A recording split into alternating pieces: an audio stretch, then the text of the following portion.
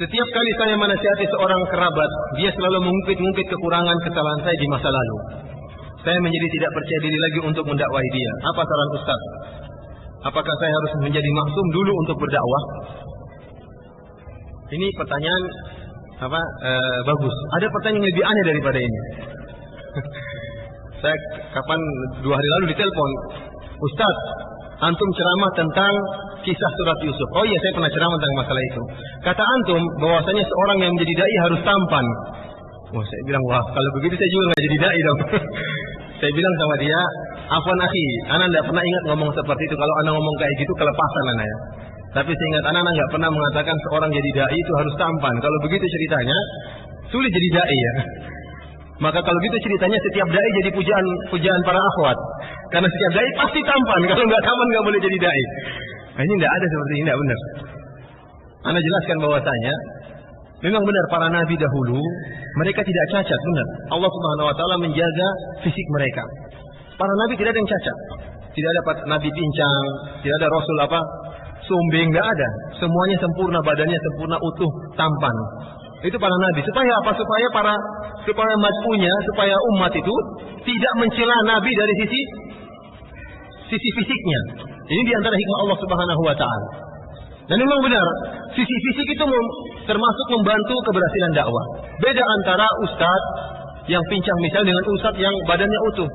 Beda dengan ustadz yang jenggotnya panjang dengan ustadz yang nggak punya jenggot. Lebih pengaruh yang mana? Yang punya apa? Punya jenggot.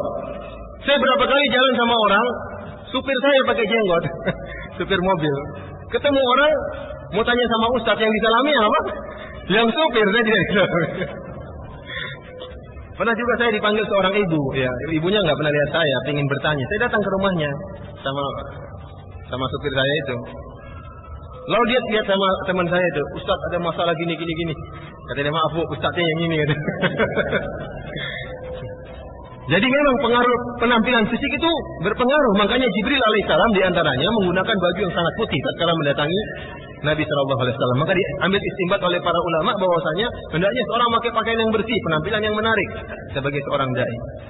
Namun bukan syarat seorang dai harus kaya raya, seorang dai harus tidak boleh cacat, itu bukan syarat. Apalagi seorang dai harus tampan, itu tidak benar.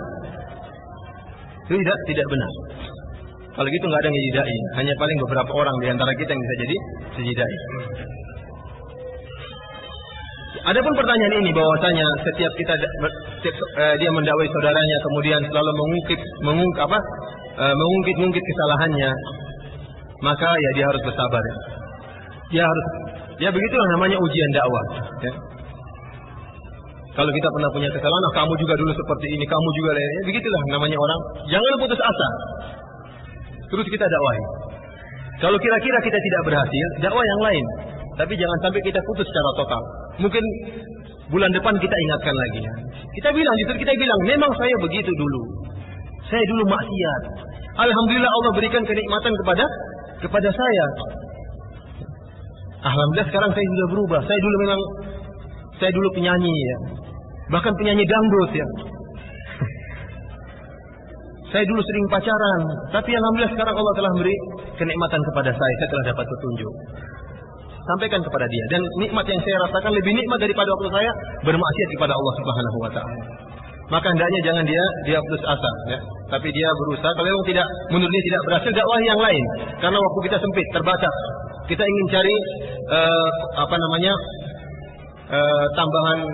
tambahan pahala, maka kita mencari orang yang bisa dakwah sebanyak-banyaknya. Namun jangan diputus secara total. Suatu saat mungkin dia terbuka hatinya. Kita tidak tahu hati manusia bisa berubah-ubah. Ya, Allah kadang merubah hatinya, kadang kesempatan